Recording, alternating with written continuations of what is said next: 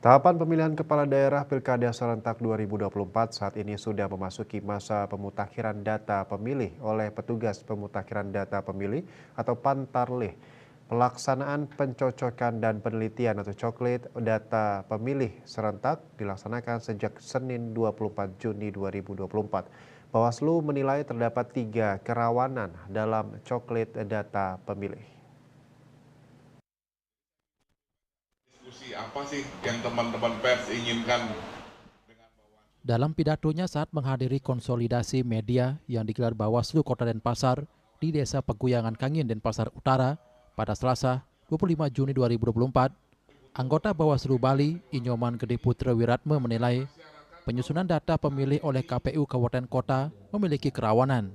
Di antaranya basis data pemilih yang dipakai menyusun daftar pemilih tidak akurat, tidak komprehensif, dan tidak termutakhirkan. Menurutnya penyebabnya adalah Pantarlih tidak bekerja maksimal lantaran mereka bekerja dari rumah, kantor, dan tidak mengecek ke lapangan. Di samping itu tugas mereka dibayangi kesibukan di pekerjaan utamanya. Dapat diketahui bahwa penyusunan daftar pemilih oleh KPU Kabupaten Kota memiliki kerawanan meliputi apa saja, yaitu basis data pemilih yang pertama, yang digunakan untuk menyusun daftar pemilih tidak akurat, tidak komprehensif, dan tidak termutakhirkan. Apa yang menyebabkan ini bisa terjadi? Karena di sini ada Pantarlih namanya.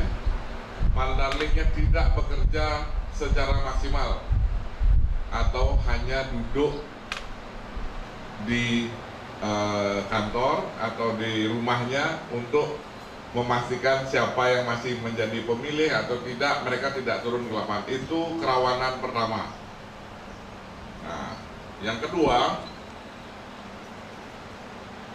penyusunan daftar ini tidak sesuai dengan jadwal yang sudah ditentukan. Tentu dengan kesibukannya, Pantarlih dengan kesibukannya masing-masing, pekerjaan utamanya, manusia biasanya mengulur-ulur waktu, kemudian sudah mepet, baru berkejar-kejaran.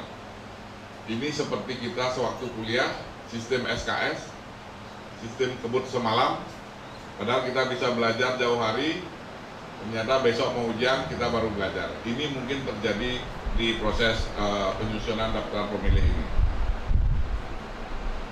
Kemudian tidak mempertimbangkan proporsionalitas antara jangka waktu dan beban kerja. Dapat diketahui ada hal baru saat ini yang dilakukan oleh KPU dengan pemutakhiran ini. Jika pemilih dalam satu TPS lebih dari 400 orang, jumlah Pantarlihnya itu 2. Jadi jangan salah, nanti ketika ada di satu TPS ada 2 Pantarlih yang bekerja, ini berkait dengan jangka waktu pekerjaan yang harus teman-teman Pantarlih ini selesaikan. Jadi ini hal-hal yang perlu kita perhatikan. Diharapkan masyarakat tidak pasif dalam pencoklitan data pemilih dan ikut aktif dalam berkomunikasi dengan pihak pelaksana wilayah setempat. Indrawan, Bali TV.